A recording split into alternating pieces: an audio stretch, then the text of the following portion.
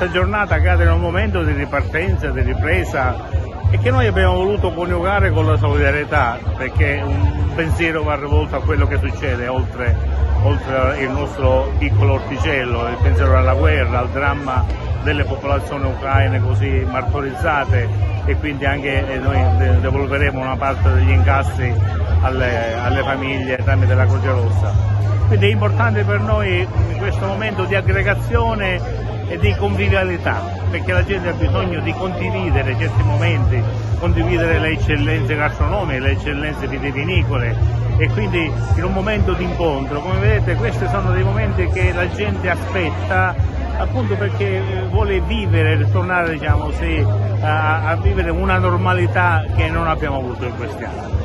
E la festa di oggi spero che sia una giornata in cui la gente sia rilassata, si diverta ma anche rifletta, perché questo è un momento anche di una riflessione su quello che stiamo vivendo a livello mondiale, a livello europeo. È un momento di festa per incontrare amici e clienti, per assaggiare tutti i vini di CVA Canicattì e anche le novità che sono arrivate quest'anno. Il Satari Rosé, un rosé a base nero d'avola, leggermente frizzante.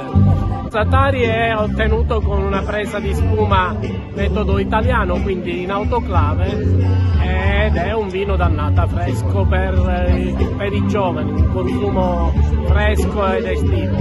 E poi la novità, che non è più una novità, è il 1934, che siamo alla seconda edizione. La prima annata uscita è stata il 19, quest'anno siamo usciti con l'annata 20, un vino di altissimo lignaggio, di grande qualità, ottenuto da un blend di Grillo e Chardonnay. Lo Chardonnay viene affinato in legno per 8 mesi e poi viene assemblato col Grillo, imbottigliato e venduto dopo 12 mesi di affinamento in bottiglia.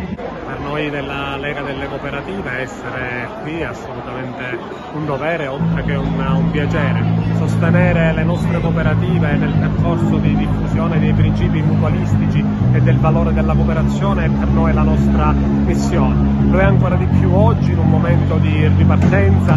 Coltiviamo la ripartenza e la solidarietà è il titolo dell'iniziativa che la nostra cantina quest'anno ha dato al 1° maggio in cantina, e noi come Lega non possiamo che essere a sostegno di questa cantina, di tutte le nostre cantine che fanno agroalimentare in questa provincia, in cui sicuramente la cooperazione, per il proprio carattere anticiclico, può rappresentare ancora un elemento di sviluppo e di rilancio della nostra economia.